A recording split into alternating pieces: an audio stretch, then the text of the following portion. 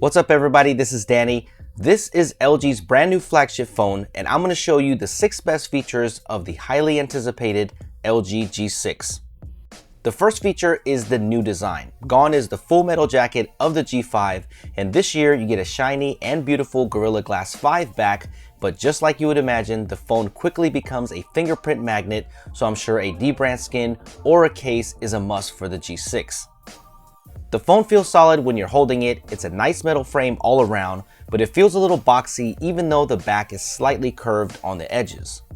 The button placement and fingerprint scanner locations are unchanged. You still get a 3.5mm headphone jack, so a lot of you will be happy with that, but the IR blaster is gone. There is an SD card slot inside the SIM tray, so I'm happy they included that. LG even made design changes on the inside where they placed heat pipes to disperse heat more evenly and used a more rigid H-frame on the metal body to give it better durability.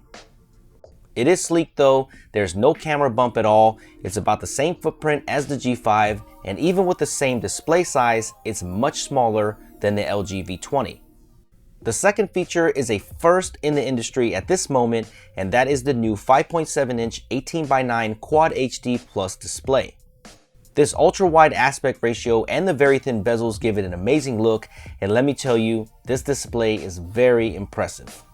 Even though this is an IPS LCD and not an AMOLED panel, the colors, the sharpness, the brightness, all of that's on point, so I don't think you'll be disappointed with this display at all. The G6 is also the first to support both HDR10 and Dolby Vision platforms, so you can display billions of colors with supported content from Netflix and Amazon Prime Video, and those platforms already have some shows that support the 18:9 aspect ratio, so that'll be interesting to see if this takes off. The only thing I don't like is the way the corners of the screen aren't squared off. I think it gives it a little bit of a weird look. What do you guys think? Does it look distracting? Let me know in the comments.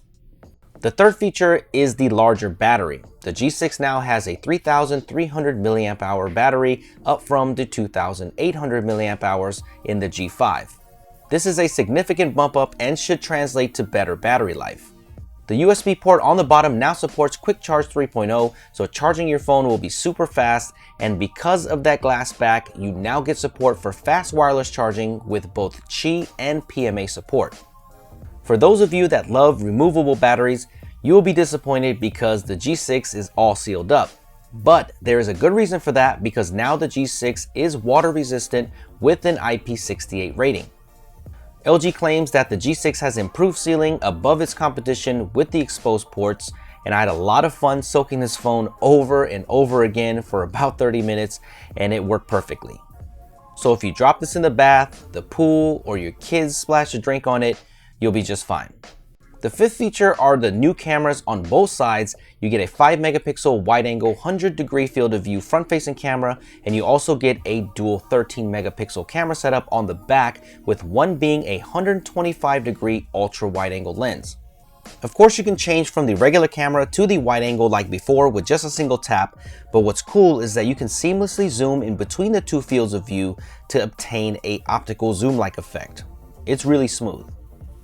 You have a new Square Camera app where you can frame your shot how you want it, take the picture, and preview the shot right after.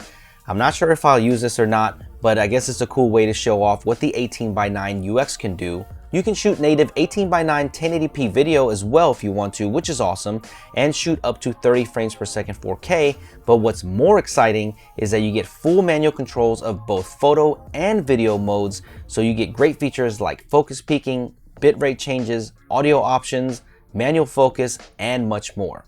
This is really exciting. The sixth feature is the software, and the G6 runs Android 7.0 Nougat with LG skin on top. It looks almost identical to the G5. I didn't see an option to turn the app drawer back on, so as far as I know, the app drawer is not available on this build. The Snapdragon 821 with 4GB of RAM seemed to do a great job keeping this phone nice and snappy, but I'll report back on this in the full review. Even though this is not Android 7.1 like the Google Pixel, it's exciting to see Google Assistant on here. I believe this is the first phone to have Assistant outside of the Pixel, so it's a nice inclusion.